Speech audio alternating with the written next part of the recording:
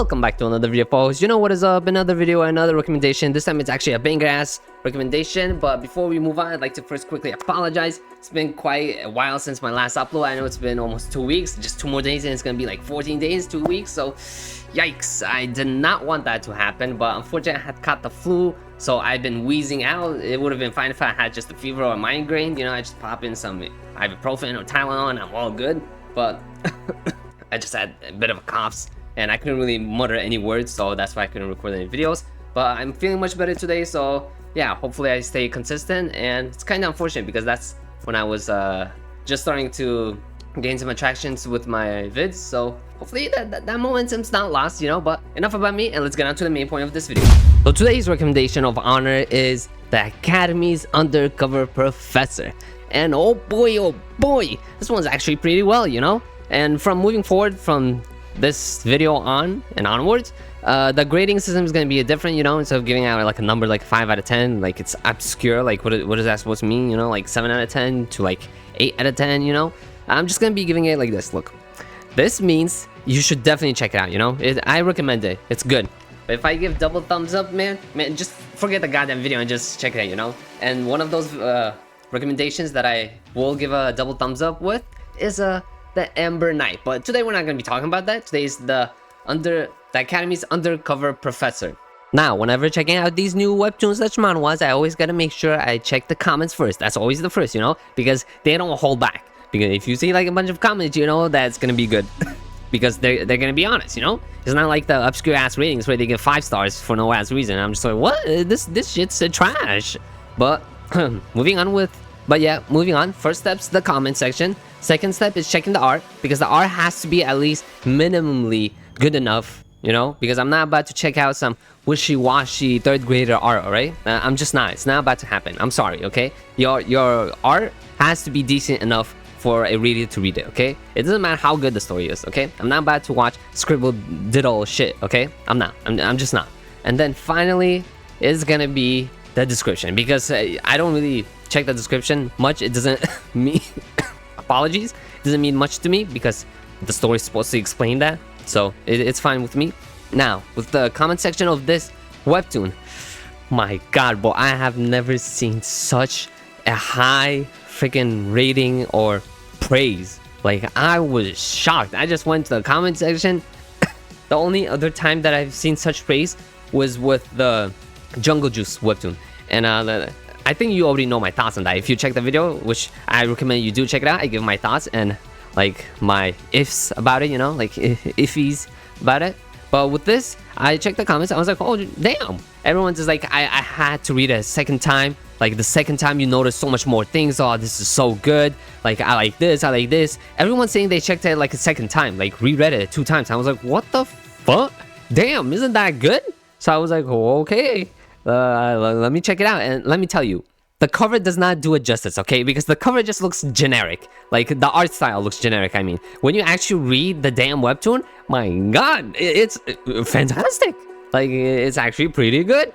Compared to the art in the cover, it's not bad, but it just looks like it's just romance guy that's always chiseled and stuff like that. You know what I'm talking about? Those freaking webtoons that pop out, they're all romance. It's like, has that always same copy and pasted look of like chiseled ass guys, and the art style looking like I don't know how to explain it, but I feel like you guys would know. You know, it's always those romance princesses ones, and the guy always looks the same. That's how it looked, but the art itself is actually not like that. It's pretty good.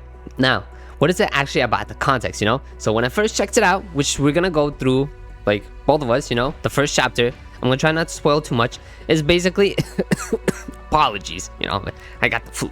It's basically about an MC who gets isekai. He's from Earth. I know. I know. Ugh, not another isekai one. But it's actually pretty good. And you don't really explore much of his past. Like, it's not really explained much. We're in his flashback, at least where I left off, which was like a month ago or so. We were in his flashback, and my god, that's when it was getting real good. But moving on. He's basically an isekai, the protagonist over here. And they don't really explain much of it. It was an accident. Yeah, blah, blah, blah, you know. Damn. You know, tea with honey. So yeah, you know the usual blah, blah, blah. He gets summoned And yeah, they usually like snippets of the future, which him being a professor, obviously from the title. Okay, the Academy's undercover professor. Now, before we move on and I show you the rest, as you can see, the art's not bad. It actually gets better and better. This has, like, if you love protagonists that have secret identities, they're in an academy setting, and especially if they're a professor that actually cares about their students, because there's moments where the protagonist stands up for his students where I'm like, ah, fantastic, fantasticals. You know, it was amazing. I like these type of MCs, protagonists, you know? I enjoy these characters like standing up for their students or like their, I guess, juniors or whatever it is that's beneath them. Yeah, and he doesn't do it in a way like shit talking them. It's kind of like that, but it's more smooth and like, excuse me, it's more smooth and, well, how should I say, sleek, you know? Like he does it right away. It's like more so covert. Everyone, you can understand his message without him saying it clearly. And let me tell you, he's a pretty master at that. And the character development of different characters, you actually explore them too. It's actually pretty amazing. But unfortunately, there's not really that many crazy moments. There is one crazy moment that's like minuscule. It's like an academy event. And there's just a teeny spoiler. It's between the professors fighting. Yeah, so you know it's gonna be good. It's only a teeny bit though. We only explore teensy amount of it. And I don't even know much of this character's like powers either. They don't explore it that much. It's kind of hidden away, you know? You get a little slick back and everything. So, that's what it is. Now, starting with this chapter, the character enters here. You remember when I said he has secret identity? Oh yeah, there's also a detective concept in this too, you know? Like, there's detective people too. So, you know, it's gonna be fire. There's also magic. So here, you go. As you might think, this is the main character, you know? You're following his perspective. He's entering the train. That's right, that too. Nah, man. This man is the freaking MC. He just has a secret identity. So yeah, you're like, oh, what? The person in the cover ain't this ain't this him? Well, you're about to find out. Okay, Chuju, as they go to the train and whatever, la, they talk, whatever. This guy, hold on.